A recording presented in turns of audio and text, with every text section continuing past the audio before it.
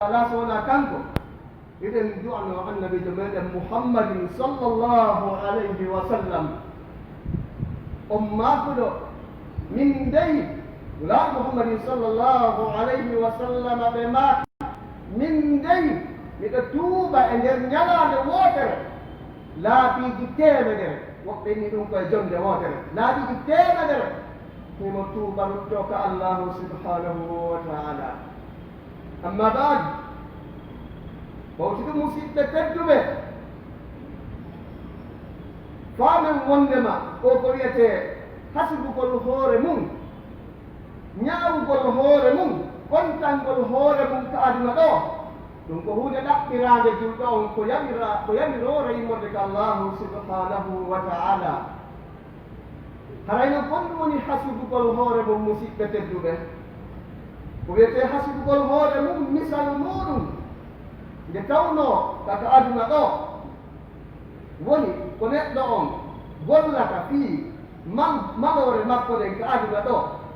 e malore makko ɗen ka laahira makko ko foppu mum kaka aduna ɗo o mari ka o golla ɗum ko aduna ɗo woni kereeti golle makko ɗen o mara golloygol goɗɗum yawmal qiyama ana karama koɓe ko wiir al yawm amalun bila hisabin wa gadan hisabun bila amal. ñala hande ko gollugol tun ko alda e yoɓeɓe janngo ko yoɓegol tun ko alda e gollugol kono tawi noon kaka aduna ɗo tun woni tereeti golle ala si feƴƴirima ɗo alaka golloya hekka ɗum ɗon haray tawi hande kadi gaka neɗɗon no hani wattande yiiri o tasko o faama ko holno o gollita ka aduna ɗo konko wonata sabu o male ka aduna ɗo o malayeega laahira makko ado mbawade ko honno gollirta ɗo nden huunde wonanaydemo sabu o prépare o heɓlo o eɓɓindano daroyagol yeeso taguɗo tagore nden fof ko honno o eɓɓinorta fi daroyagol yeeso on tawi ma o anda ɗum o faama ɗum o heɓano heɓlorano ɗum haray o wawata warrude ɗum ɗo neɗɗo on o ndaaray wakkutuuji makko ɗin o tasko e majji o heɓa e majji leereji ka o taskoto o ɗaɓɓita farillaji ɗi allahu o farlimo ɗin waɗɗoyɗi ɗin e dow makko gollugol ɗi tawata ɗiɗo allah no wii ko farilla e ma ya adduɗi ya jonnutuɗi sa jonnitaari ɗi koye ma ittoyte yawmal qiyama o ɗaɓɓita faade ɗi o ndaara hoore makko e majji ene ɗi hara hiɗi timmiriran o ndaarira ɗi wano julaajo ndaarirta hoore manankum muɗum on ɓaydiɗen anndi goɗɗo julortaani tun si goɗɗo hino julaade so no woray mo mari dele himo eɓɓani hoore makko ko honto o ɗaɓɓitata anndugol sihimo gañaade e sihimo perdude wono o ƴewtorta hoore manankum makko on non o ɗaɓɓitira noon ɗi farillaaji ɗi allahu o farlimo si tawi o yii e majji uytagol o uytiima ko acca o immo heɓɓito ɗum kisan kisan si tawi no gasa yoɓitaade o wona yoɓitowo ɗum kisan o yoɓita si tawi farillaki feƴƴirimo kon ma ko ɓiitorimo kon no yoɓo o yoɓa ɗum kisan si tawi ɗum gasotako yoɓitaade o moƴƴintinira ɗum ɗon hon ɗum ɗuɗɗingol golleji moƴƴi heɓɓitagol fi yeeso hara ɗum fuutoraatimo wonnon kadi o ndaara faade e naafilaji ɗi ɗi tawata ɗin ɗiɗo wona farilla e makko kono noon hiɗi mari baraji jami si o tigi waɗɗiɗi ɗum ɓeyday e moƴƴereji makko ɗi o tasko o ɗaɓɓita ɗin kadi ene hara ɗin naafiiloji ɓay to farillaji ɗa no jogiɗi ene ka naafiiloji kadi miɗo kippiri ɗon no haaniri noon ka ɗon no welsinda ta ko farilla tummi okipi e mum wona woɓɓe innirta minen haaju amen ala e sunna on minen ko farilla on maafinimen ene si ɗum noon mankirima ko honto ittata ko honko jonnayma ko hebbinirta ɗon kon timma ɓay ɗum ɗon haray ma timma si ɗum manki tawi ɗum ɗa ala ɗa haali ɗaɓɓitude naafilo on kadi neɗɗo on mo ndaarira naafiloji makko ɗin wona julaaji on ndaarirta tono makko ɓeydiɗo on ka hoorema nanɗum so yii himo temmi e naafiloji ɗi mo wattiri mo hittini e majji fa biha wa ni'ma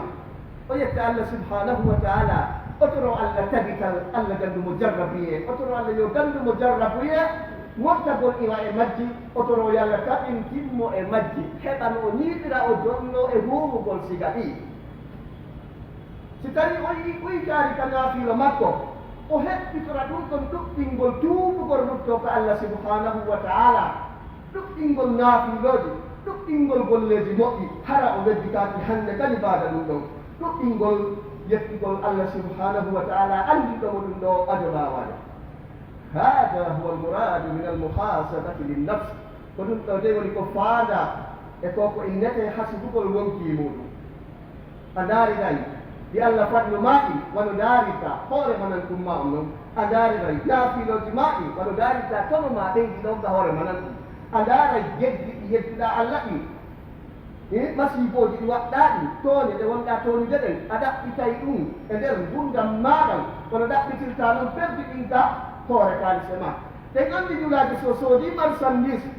o yeeyimo o perdi o fillitike o perdi o fillitike tataɓu o perdi on ɗon gooto tindintamo fi on maatiti ɗon haa o meeri kabo wona noon neɗɗo on yo tasko kala ko tawi mo nayi sabu o woopa Allah o yedda Allah o raɓɓindino ko Allah o mankira ko Allah farlino kon ko taw rewtu ɗon yo nin suko honɗum o waɗanno yo woɓɓitoye kon ko ɗuytankamo ɗum ɗon ko siga ɗum ɗo dey wiyete hasibugol wonki muɗum ado laawaade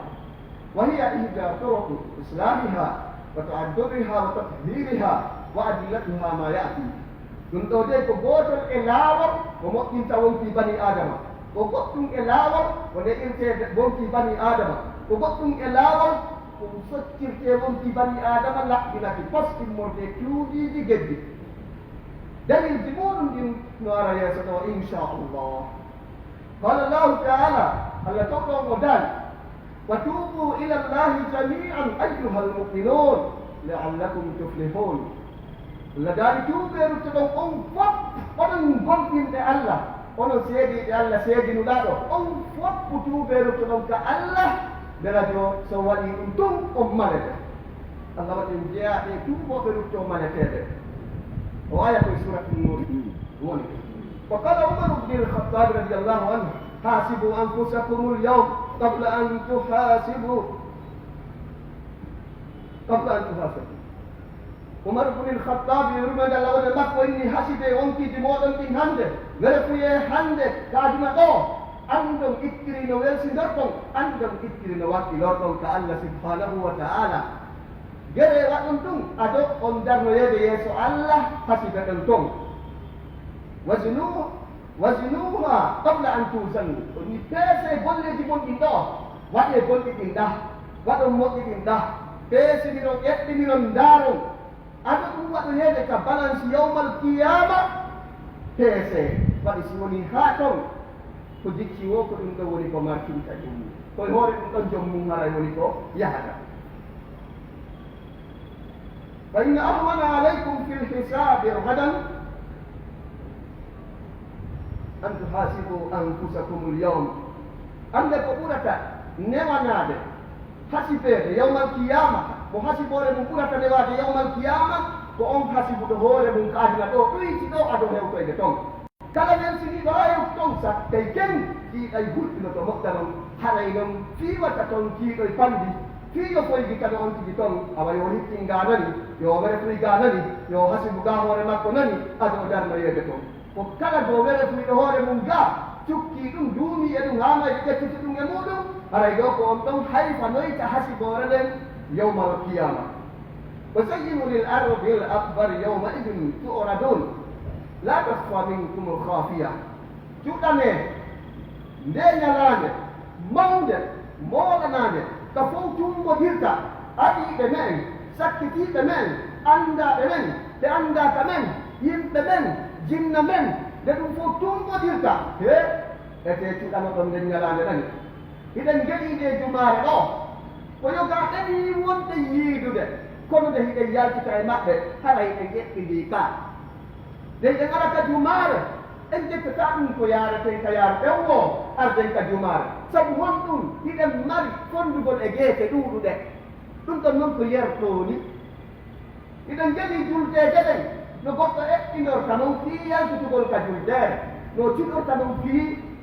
yiidugol e jama on nden ñande sabu won ɗum fotteɗe ɗen ka juuleteɗon hine ɗuuɗi fii wotaɓe yiirumo no yiirimo wo o eɓɓinoto ka awa ɓe inni préparane heblane labintinane cuɗane ñalande mawde nden ñalande nde fof weeɓitoyta ɗo yeeso Allah hay gooto suuɗotaako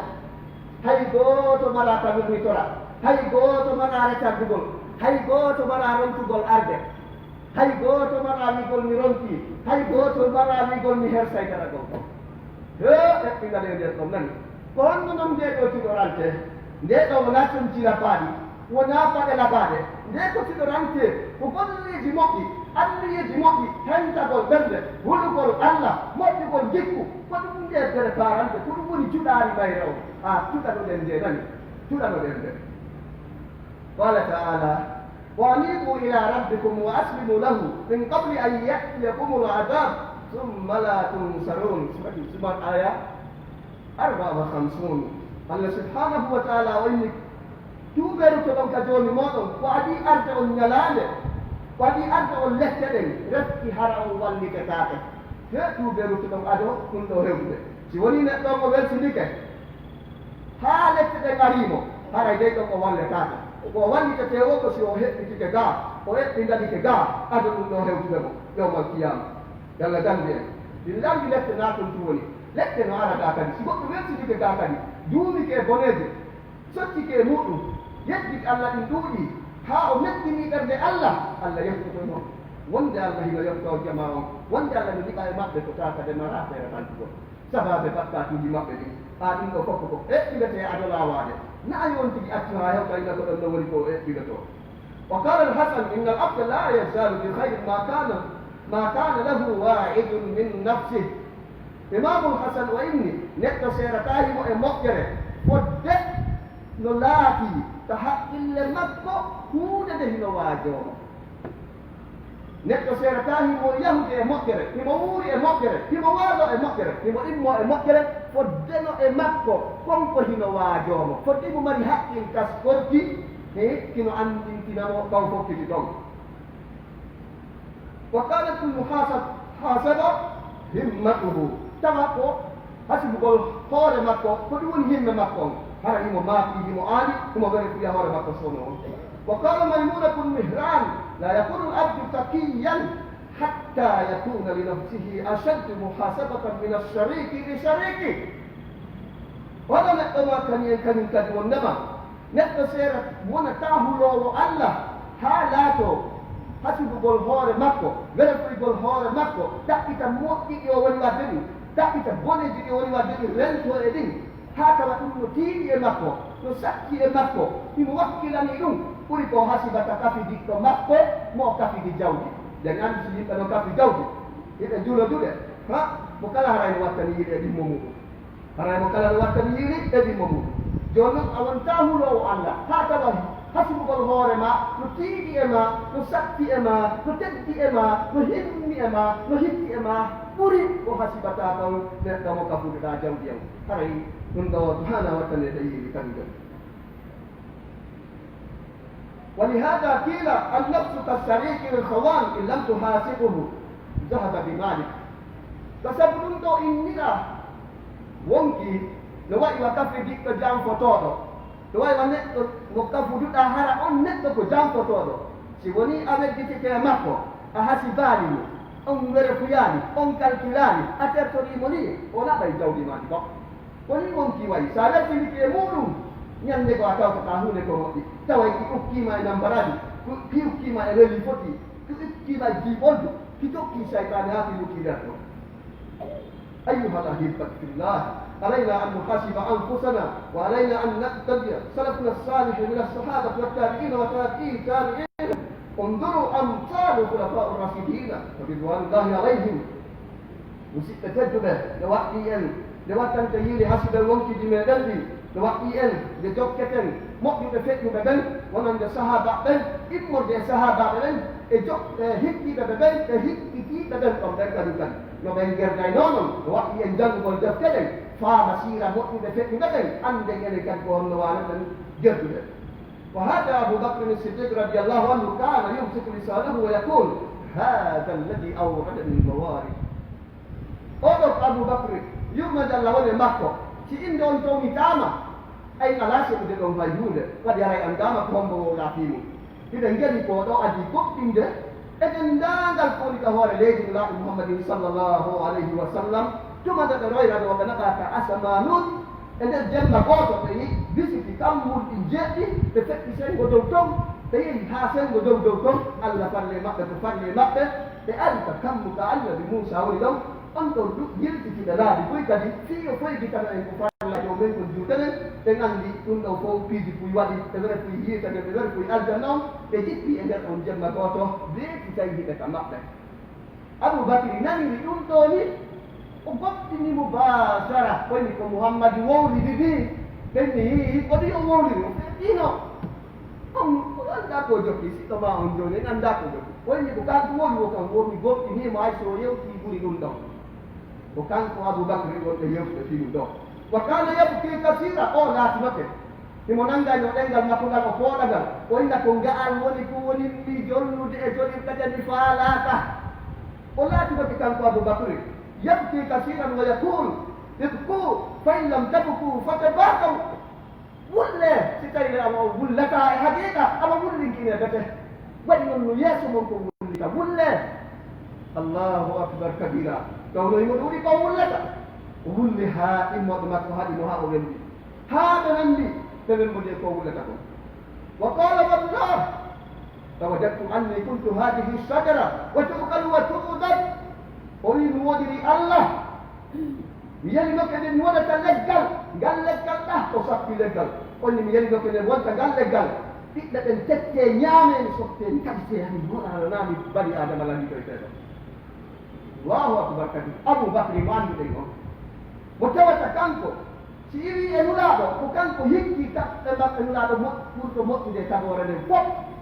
on ɗon inna o yalike nde o wonta leggal arana o bani adama fii makko lannaara o dardoytaako o landite awa ko hulɗini o ko yo hulɗi ñan sen mulata yaaki ɗo hulinkino ɓen heɓen enen kadi goppul sootindu nder gabete si tawi on ɗo waɗi ni fiya ka seedo en ñande ko o yii sonndu mo naati e jardin o yii sonndu hino wiira no jooɗo e leɗɗe ɓanni e sonndu tuuba laka ya tayo ɗembat moƴƴere jande wodani mani an sonndu hiɗa ñaama dimɗe leɗɗe hiɗa duwora ɗowdi leɗɗe hiɗa yaha e hoore alda e landitede a landitetaake to waɗanɗami ñaama ɓiɓɓe leɗɗe wona an yangani ɗuwoɗa ɗowdi leɗɗe ɗe wona an yangani yaha kadi ko woto lanndotako makko waɗanɗami ka moƴƴere wodani mani onni mi yeli nokke nde mi wona e ɗo ndu sondu siga du aboubacry siddiq onni ɗum ɗo fii on ɗum hara ko fii aduna ni wallahi fii aduna tawaka ɗo o ma koɗa puctere ko woni aduna ɗo ko maafinimo ko wonno o jiiɗinoy tawi allah o data ko ɗum addi yo owni ɗum ɗo allahu akbar kabira wa hada umar bni lkhattab radiallahu anhu قرأ سورة الطور حتى بلغ قوله تعالى إن عذاب ربك لواقع فبكى واشتد بكاءه حتى مرض وعاده وكان يمر بالآيات في ورده في الليل فتخيفه فيبقى في بيته أياما يعاد يحسبونه مريضا وكان في وجهه خطان أسودان من البكاء صدق عمر بن الخطاب ɗum de allah woni e makko mo tawata eɓɓetaake memminede fii mum e kundarɗe nde darde meɗen ɗo wini taw eɓɓataaki o kala memminaaɗo ɗo fii mum ko toɓɓum gootum won en ƴettude nder toon alaa ko memminen mowlugol fii on ɗon sinaa ɗum se wowli ko hombo woni on tigi kanko tum o ƴettey mawdu on fof hara kadi hino heddi en ƴettey ko punni ko darni en ɗo kon fiya sudugol hoore mum oɗo kadi laatinomo wulleno ko moolana komo ɗuuɗunoo wullugol ñande bo o jannguno suratul tur haa o hewti e oɗo aya ko allah daali ɗon inna adaba rabbika lawaqi anndude lekki jooni maɗen kuyanayɗe ko laatotooɓe ɓay o janngi o aya ɗo o wulli haa satti wullugol makko ngol o wulli haa o nawni sahaba ɓe ngari daari so o jikki aya gooto ka qouran o wulli haa o nawni daari ɓe daari so o jikki o laatinoke kanko umar bnil khattab mo wullayno ɓanndi o laati si o dari ke jemma e naafilaji makko o hawray e aayeje goo e hulɗinamo e maapinamo e aalinamo o wonta ka suudu makko balɗe hara o yaltaani e sikka o nawno daara daarugol mo o maro bonino fatfaa Umar bin Khattab o laatinoɓe o wullayno haa gonɗe ɗi waɗi maandeji waɗi ɓattade ka puufi makko hakke manko o ɗuuɗi wullugol kon kalkilen ɗo si tawi lakkere iri rewi nokku ɗo haa ɗo woni maande tawi kontigi wonda e ɗum ɗon ɗum no ɗuuɗi ka duuɗa wallahi ɗum no ɗuuɗi ɓa yiyalɗo wulluɗo haa gonɗi barmini o ɗo wulluɗo haɗi barminimo ɗi acci batte Umar bin Khattab yimɓe ɓen aananimo maaɓi ɓe haɗimo Ibnu Abbas inni wallahi Allah waɗima sabu a udditi leyɗe duuɗuɗe a hetti leyɗe duuɗuɗe leyɗe dundarantoji miijotanoko goɗɗo miijotanoko islam naata e ɗen leydi an a woni sabu a udditi leyɗe duuɗuɗe a hetti ko ɗuuɗi ɓaw woni fewde fi mum tawɗo ɗo Allah waɗima sabu julɗo ɓen dina kan naati e leyɗe duuɗuɗe aduna Allah o kontanimo o wattanimo o mantanimo ɗi o woni gonɗuɗe o andentinimo fi o koydentinani hoore makko honɗum omari jaabi on ni wallahi mi wodiri Allah mi yeynoke an anju nden mi wonata daɗowo tum la ajra wala wisra la ajra wala wisra yelike nden mi wonata daɗowo hara mi yoɓetake ko moƴƴi mi yoɓetake bakkake wallahu akbar kabiran wa azima وهذا عثمان بن عفان رضي الله عنه كان كثير البكاء وهذا عثمان يرمد لور مكة تسيراه الله محمد صلى الله عليه وسلم وكتب زوج في دين هذا له أميمه يندقوا ماتي عثمان لو رتامة وقنا جنة وحانيا يبقى قالا يترى نرادو الذي لا ينطق عن الهوى وولتا بليء ومتي ويتيم وندما لو رتامة وقنا وحانيا حكيم وقريتي وقنا إذن كبيرا الله فديما مقر الجنة أنت يقول لها هندك لو رتامة oye ɗo gara tiɗo o laatotoke mo wullayno himo tiiɗi wullugol o laatotoke so yahi iɗɗe daburu wattingol goɗɗo si goɗɗo maayi o dareyke to daburu o innayno min hay mi dari o wullayno haa waare makko nden lottode juuragol ndi waare nden de naaji to ɗen jummoy ko imata toon ko loppina waare nden o inna min mi yellinoke hay mi darna hakkude yiite e aljanna ɗoyo mi anndu ko honto e mum dañnata naɗireemo ɗo yo mi anndu konto e mum mi naɗirte mi yelinoke nde mi wonata ndoodi hakkude ɗo e ɗam hino miɗo dari hino aljanna to hino yiide to miɗo ka hakkude ɗo mi annda konto o innete joni naɗireemo ɗon ɗo yo mi anndu ɗum mi yelike nde gonta ndoodi si usmani wi'iri ni yo ka seedo en no wuuriten noon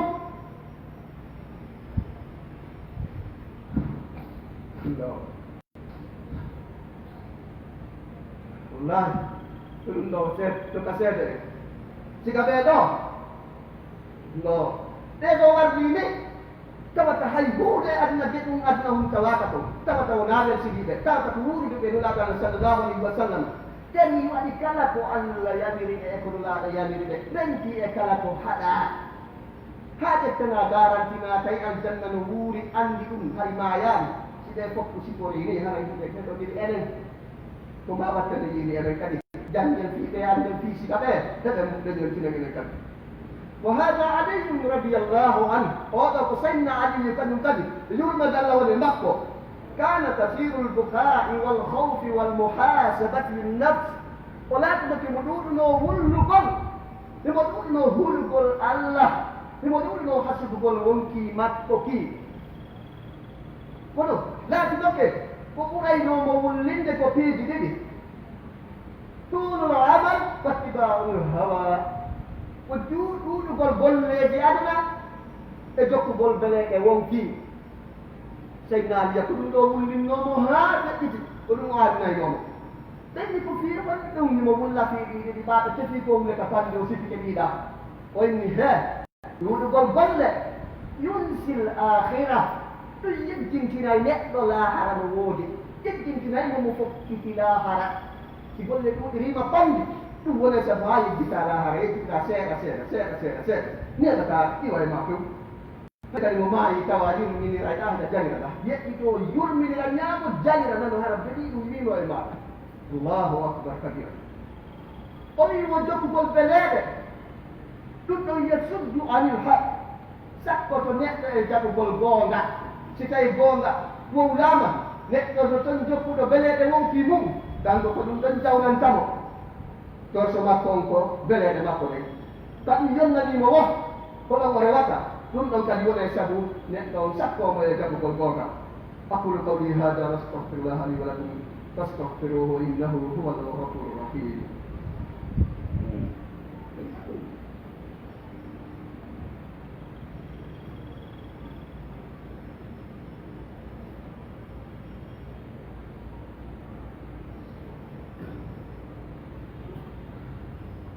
Alhamdulillah ala ihsanih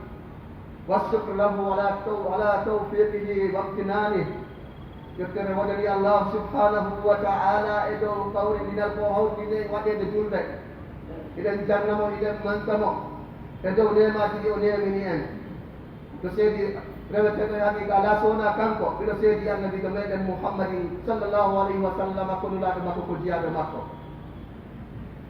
عباد الله علينا أن نحاسب أنفسنا يا الله Waktu yang dihasil dari wong kiji mereti, kita misalnya dia ada nanu dengan ada nanu dengan nanu kata opini tangan dengan saya kuntang kumento. Walijan kepala Sufyan Ats-Tsauri rahimahullah bersabun tadi. Kamu hasil kau mungkin Imam Sufyan Ats-Tsauri wa inni jadi udah dalam wali makro. Alaika bi muraqabati mimma la takhfa alaihi khafiyah. وعليك بالحذر ممن يملك العقوبة وعليك ممن يملك الوفاء وعليك بالرجاء ممن يملك الوفاء. Oleh payo nek terjodoh no faima de hulaka tawata sudo ta ko sudo toku hata woni mo addai mo andi fino annabi ko mana ko waje to bi ko mongong hakke man tatiri nan gol ko hombo woni Allah kan dim gol ko fi on koy no payo bi ko an faamu fota si golle maɗen foti wa gattel jarna ngel gattel jarna tawa ngel ƴoƴani sappo ngel timmani taw hay tan ngel e fotde munnon ko ngel baggel ɗum ƴettama to yamaka nder kammuɗe hawtama ton ma ɗum ƴettama iramaka nder leydi ga ma ɗum ƴettama hawtama ka bahar ya'ti biha Allahu akbar. Allah addoyay ɗum fi hoɗum innahu bihi alim. Kan ko mo andi ka wali bolle de foti tawa gabbel jarna hawtama ka kam muri Allah addeya ko tawna ka hasi bole fi on dum fi mo andi ka woni Allahu akbar kabira. Woni no fari ma hulu gol siga on mo tawa ka wala ta suuda de mo suuda toku to fari ma de tam inorta on hunno aadi e musibe teddude ko jela won den tamtinade balle bum yedditen fi ko jelo hoolide waaway accuɗen to fayi en nde damɗinorten hooloren ɓattoɗen ƴoyamre en ɗi moɗitoɗen eɓe o haɗi en ɗin kanko hunnay aadi so haldidama kanko so inni o wallete Allah min ƴettanina enna in tansurullah yansurukum so wallitum Allah so wallitike no dina Allah kan saakitora no ka faamire no ka andire to ka yaltitira ko si wuɗi kon no andora sunna on no feeñira so wallitike tum no ɗum waɗira he e lele Allah wallayo awa hino to enen andi sen faala walliteede hino laawol ngoo hege tata adden ɗo laali ɗum himbuy kono ɗum ɗo tigaray no waawa e artirde e ɗini chef wattami yiide ɗum ɗo fayimade taɓɓinorta on mo tawata ko wurnoowo adi wono fayima nde reenotoɗa on jeyɗo lette Allah ko kanko mari lekkata sifa lette makko ɗen hayye gooto haɓɓata sifa kaɓɓol makko ngol hayye gooto so inniya hurmo no hananma ka hulamoyen waɗi sifama wonɓe lettude ko ɗuuɗi ka Allah ɗo fir'auna e korto ɗaɗɗo e sifa ko ɗuuɗi feƴƴi wiyama ɗum fof no wawi lettude kanday no ƴetta jungo wontirɗe fempa ha ɗum ɗo muta banda ngoya to fempa ha muta banda ngala to fempa ha muta fempa ka ɓerde ko lette jane ka woɓɓe asinoriiri ko wuuri ko lette ka façon ji ɓuyɗo woodi lette kono Allah no andi fi ɗum fof no andi lettoɓe ko hina ɗum kadi kono wayni la yu'addibu adabahu ahad wala yu'tiqu wafa'ahu ahad hay goto wawa lettude sifaji Allah letteɗe Allah lekkatade hay goto wawa haɓɓude sifa kaɓɓol ngol Allah haɓɓatagol kadi subhanallah ka hula oɗo wa hada Abu Talha radiyallahu anhu lamma istaflatahu حقيقته عن صلاته خرج منها صدقة لله تعالى فلم يكن منه إلا محاسبة لنفسه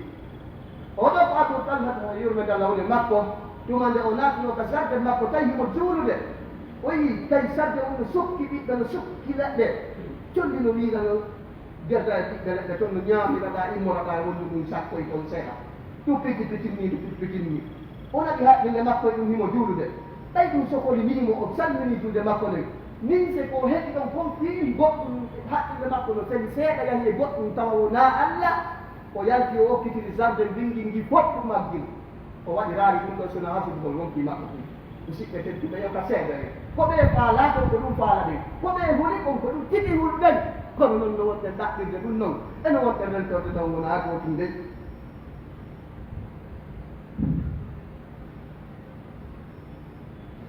الله أكبر كبيرا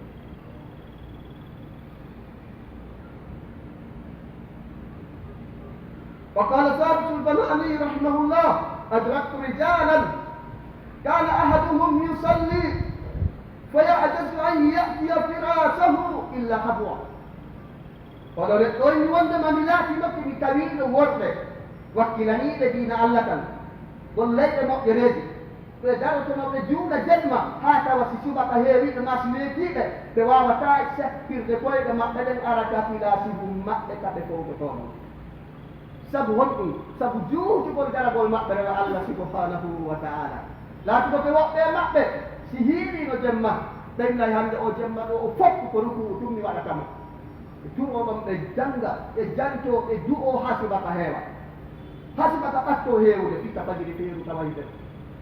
siwaya jemma ari dan o jemma ko kanyum ko sujud tummi wala tay makko subhanallah sujud de duo de wulla de fesa de ala ha fajri batto feru de nati ke de kadin hino kom lay no ko dira ni wa qala sayyid al-umari li afira fil abid rahimahullah qala sayyid al-umari wa innani wandama o sallallahu alaihi wa sallam afira fil abida yurma jalla wala makko أما تسألين من دون البكاء قال ثم قال لك يا بني كيف يسأل ذو داع من شيء يرجو أن له فيه من داعه شفاء قلنا لما يلاقي أحاقتا أعامتا أعانتا في وقت وقد جئت إن أولغل جئت إن أولغل ما حاقا بما قد يكون ويأتي وداري وقل يبقى عنه wala ika mako mari ka mako masana anni ene ko ika landa ma ko honno ami ka neddo holla do lekki bi'a ila ki do so hediti himo naw ni mo mari nawnare himo ma ko te mayre so hande ki tila kida dum wona sa bo selle nawnare makko le ko honno on ami ka da ko gol kille ki do hewtu gol katin he bo to ton bisandal ko won ko ko faada do wullugol fi Allah ni kitagol fi Allah wulla ko lekki natugol yiite heeda neɗɗo e natugol yiite oɗo himo andi ɗum ɗon mo andi ɗum ko lekki natoygol yiite joni non wo ko honno marɗo nawnare no yiiɗa lekki aamita hewtugol henɗo ki lekki makko ɗo honno aamita ɗum o wi on terɗo to namdi wulla o wulli hoya mi yakkidimo ɗon son naaɗo ko kadi laatoto bimo wullirayno ɗon mo hasiba wonki makko o ɗiɗiti o wulli haa yimɓe ari haɗi mo waɗini mo goto goto haa hoorejo ley ndin aroyi ɓennini on ɗon ɓennino gasa on kadi gaynaymo yo ari o haɗa mo on aroyi kadum kadi haɗi mo wonni hee ko onon on tertotolam mi wulla ɓeekitande hulanɗon on tertotolam mi wullay haa mi sennidira siko mi aada aljanna e siko mi aada yiide o wi ɗeegitede hulanɗon si tawi ko aada aljanna Allah wattitaynayilan gite goo ɓurɗe moƴƴude ɗiɗe ɗo si tawi komi aada yiide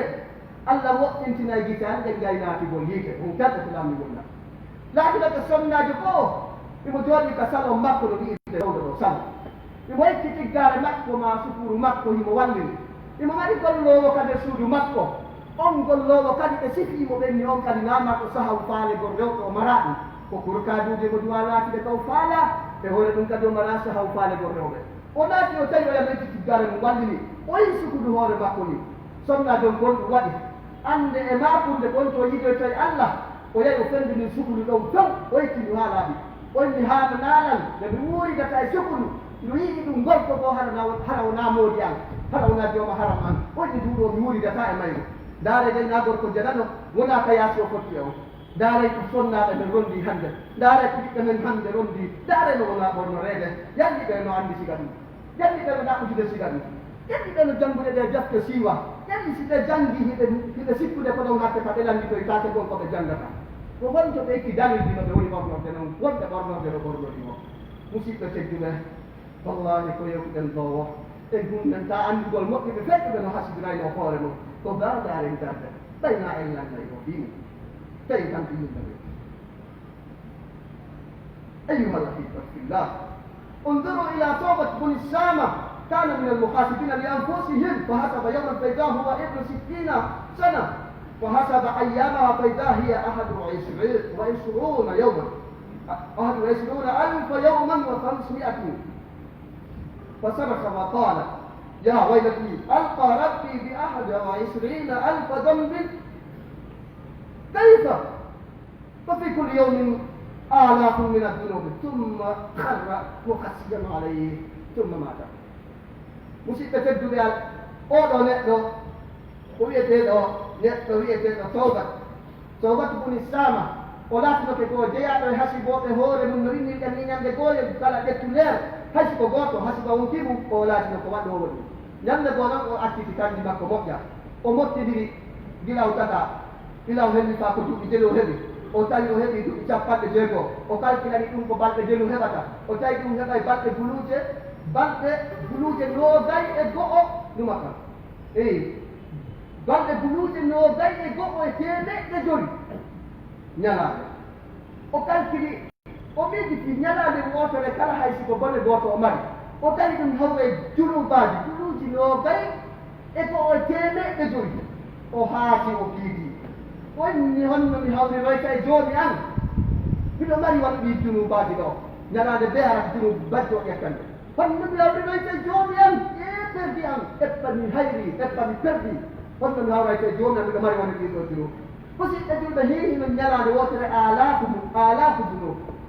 ñalaade wotere junubaaji buluuje hiino balɗe sappo hii lebbi hii duuɓi onoon ti watta ɗon oɗo ɓa o yii ɗum ɗo adadi muɗum o fiiti o yani o maayi ɗo kusan o nani arɓe ɓen kippugol fure makko on ɓe nani ewnotoɗo no ewno ma ayi o neɗɗo hittinande ma yaccande ma faade ko aljannatul firdawsi aljanna ɓurɗo coowude o sabu wonɗum ko wonno hasibude hoore makko ɗon o huɗi kon allah ha o maayi e nder mum ko aani kon honno yiɗiroyta e allah himo tooni himo bonni ber ko bonni heehi noon sika ɓe ɗo aati maayi ɗon ɗum fi nde ande ɗo ɓe hara enen luttuɓe yoga seeɗe aqulu qawli hada wa astahfirullah li wa lakum fastahfiruhu innahu huwa al-ghafur rahim musidɓe tedduɓe hiɗen anndidina pereeti mo fewndoduɗen on hiɗen jarli ba kaleeji men hiɗen jarli ba fota arayno si fitina yalli ko ɓantatamo ko yallirgol ko moƴƴi haɗa ko boni kala e yer no waadiri ɗon wawɓe darade ka gangune daroɗoyi wawɓe wowlude ka microji wowla toon wawɓe wowlude ka radio ji wowla toon wawɓe windude journoji winda toon wawɓe ka ɓeygure mum o kippira toon wawɓe soodude jafte sakitana yimɓe ɓe ɓe faama seɗira googa e fenade waɗira ɗum wawɓe financide jangge dina tan faama waɗa ɗum kala eno waawiri gerta noon ɗum ɓantay ko yani hiɗay goɗɗum no yani e hoore no yiɗen anndi haray ko ɗantata ɗum ko yamirgol ko moƴƴi e ko haɗugol ko boni ɗum ko goo ɗiɗi on ko ɗuɗɗingol ittugol sadaka ittira ɗum fii allah jonno hanndude e muɗum tati on ko ɓantata ko yani kon ko du'agol du'a no nafa ko jippi e kon ko jiɓɓaake kala ko jippi e namɗara du'a no waawi ɓantude kala ko jiɓɓaaki ko fokkiti du'a no waawi yirtude kono noon koye koddure e allah subhanahu wa ta'ala haray musidɓe tedduɓe wappina ɗen ko tereeti meɗen ni jeren hara en yewtaake allah yiɓeɗen e woɓɓe fewten allah e haqiqa tuubertoɗen e haqiqa fewten allah kono ɗen mo ko yani koye yo ɓantan en اللهم إنا نسألك العفو والعافية والمعافاة الدائمة اللهم إنا نسألك الهدى والتقى والعفاف والغنى اللهم آت نفوسنا تقواها وزكها أنت خير من زكاها أنت وليها ومولاها برحمتك يا أرحم الراحمين اللهم إنا نسألك العفو والعافية والمعافاة الدائمة اللهم قنا شر نفوسنا يا أرحم الراحمين اللهم قنا شر أعدائنا، اللهم قنا شر أعدائنا، اللهم يسر الهدى إلينا، اللهم ارفع عنا البلاء برحمتك يا عزيز يا غفار يا جبار يا كريم. ربنا ظلمنا أنفسنا وإن لم تغفر لنا وترحمنا لنكونن من الخاسرين. ربنا آتنا في الدنيا حسنة وفي الآخرة حسنة وقنا عذاب النار. وآخر دعوانا أن الحمد لله رب العالمين.